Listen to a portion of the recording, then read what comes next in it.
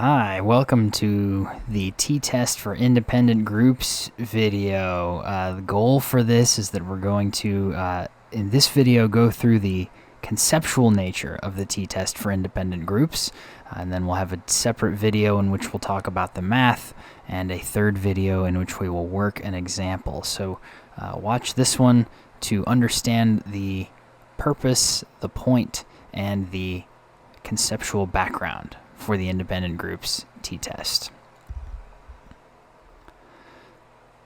So the independent groups t-test is the one you need when essentially a one-sample t-test, the main test you know how to do so far, no longer works.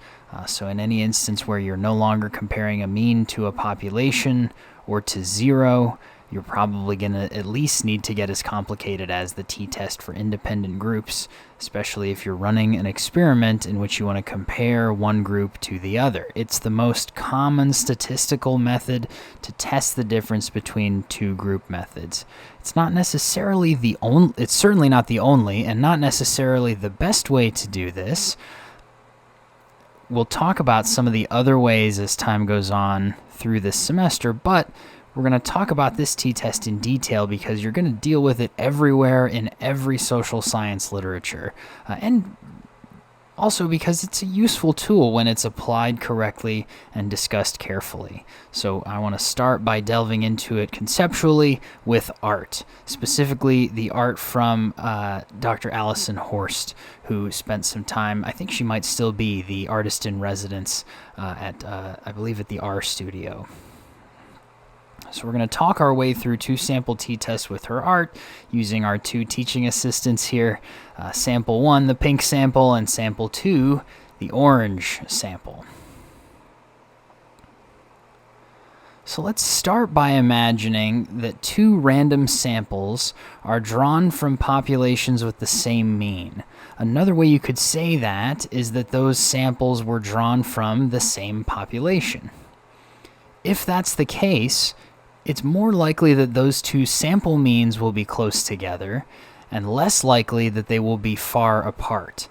But remember that because of the several instances of randomness that come into play here and the error in some of our measurements, it's always possible that two sample means drawn from the same populations might end up being far apart. But if they come from the same population, it's more likely that they'll be closer together. Said even another way, the more different the sample means are, the less likely it is that they were drawn from populations with the same mean, or were drawn from the same population.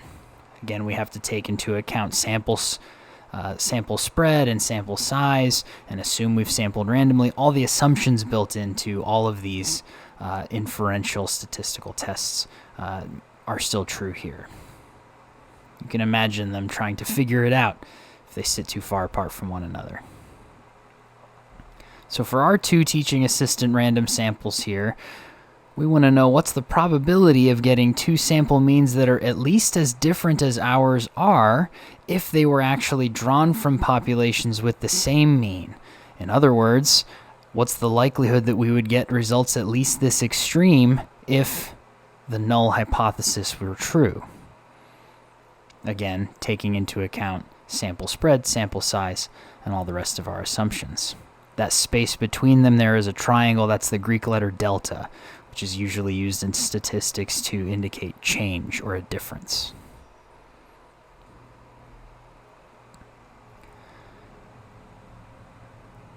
This is what I just said, stated a little differently. What's the probability of getting two sample means that are at least this different if they were actually drawn from populations with the same mean? Same thing as saying the probability that we get results at least this extreme if the null hypothesis were true. It's a p-value, right? So that's what we want to find out. If a two-sample t-test, for example, or independent groups t-tests yields a p-value of 0.03, that would mean that we have a 3% chance of getting means that are at least as different as our two if they were drawn from populations with the same mean. And so, based on an alpha level of 0.05, if that were the case, that our p was 0.03, we'd conclude that they're probably not drawn from populations with the same mean.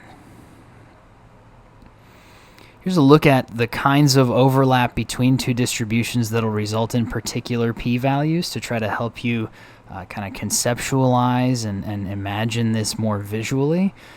You can see that if the p-value is 0.75, they are overlapping quite a lot, meaning that there is a 75% chance that you would get two means that were that different if they were drawn from the same population. And then down at the bottom you see 0.001% chance, or a p-value of 0.00001. So the graphs that are higher on this scale show us that there's a higher probability of those two means being at least this different if they're drawn from populations with the same mean, or in other words, less evidence of differences between population means, whereas the lower values show us that there's a lower probability of those two means being at least this different if they're drawn from the population with the same mean, thus more evidence of differences between those population means.